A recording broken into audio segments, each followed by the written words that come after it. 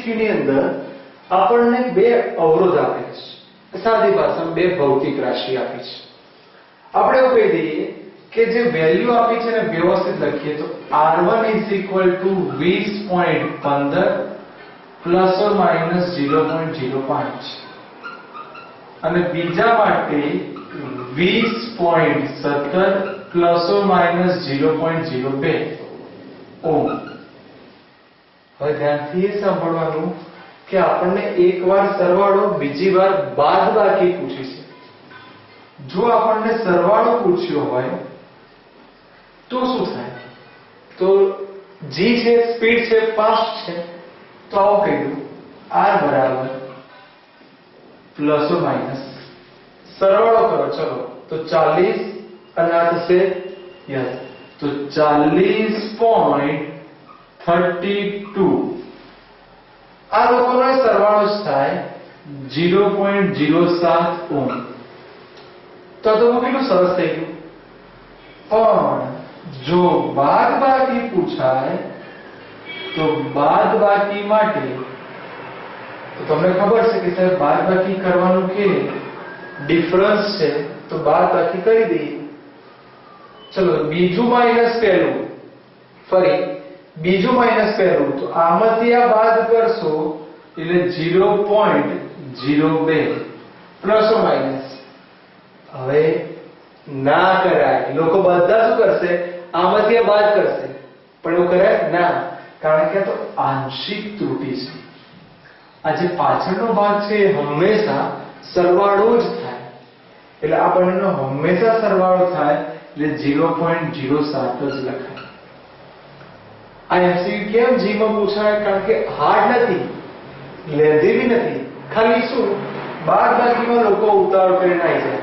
એટલે ખાસ અહીં પહેલાનો જવાબ 40.32 પ્લસ ઓર માઈનસ 0.07 અને બાદબાકીનો જવાબ 0.02 પ્લસ ઓર માઈનસ 0.07. ખાસ જોયું. તમારે આ શીખવાનું કે ઉતાવળથી આની બાદબાકી કરી અહીંયા 0.03 લાવવાનું નહીં.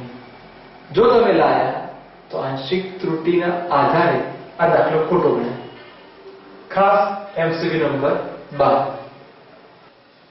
13મો MCQ.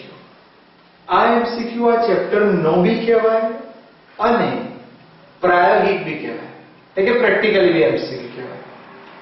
એક સલાહ એવી આપું છું કે કોઈ પણ સાધન હોય એની એક ગુણવત્તા હોય અને એનો આધાર એની લઘુત્તમ માપ શક્તિ ઉપર રહેલો હોય.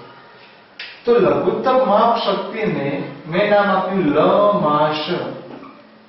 તો કોઈ પણ સાધનની લઘુત્તમ માપ શક્તિ એટલે શું? સ્પેરોમીટર છે તો ગૌણ કાપા કહેવાય. એટલે વર્તુળાકાર કાપા ભાગ્યા મુખ્ય સ્કેલના કુલ વિભાગની સંખ્યા. વર્તુળ કાપા ખબર ના પડે તો સાદી ભાષામાં પેચ અંતર પણ કહેવાય. તમે જે નામે યાદ રાખો એ નામે યાદ રાખી શકાય. રકમમાં એવું સીધું નહીં લખ્યું હોય. શોધીએ. ચલો લંબાસને ઇંગ્લિશમાં લિસ્ટ કાઉન્ટ કહેવાય. એટલે કેટલા વિભાગ છે? તો 250 વિભાગ છે. તો 250 એક આપણું પરિભ્રમણ એટલે પેચ અંતર કહેવાય. તો પેચ અંતર કેટલું છે? એક યાદ રાખજો mm માં જવાબ આવશે. 1/2500 એટલે આવું તો આપણને આવડે જ નહીં ને. તો 1/2500 નું કન્વર્ઝન ના ફાવે તો ઉપર નીચે 4 વડે ગુણી કાઢો. ચલો 4 વડે ગુણી કાઢો તો 25 ચોક 100 અને મીંડું એટલે 4 ગુણ્યા 10 - 3 mm. જો પહેલી વાર કોઈ દાખલો ગણતો હોય વ્યક્તિ તો અહીંયા જોવે કે આવે છે નથી આવતો તો નન આન્સર. પણ ઉભા રહો, આ જી છે જવાબ સરખા જેવા લાગે. અહીં એકમ જુઓ કયો છે? મીટર. તો આ મિલીમીટર નું મીટરમાં કરો તો 10 - 3 10 - 3 10 - 3 તો 10 - 6. તો ફાઇનલી જવાબ કેટલો આવ્યો? 4 ગુણ્યા 10 ની -6 એટલે જવાબ ડી ના કહેવાય, જવાબ કહેવાય બી.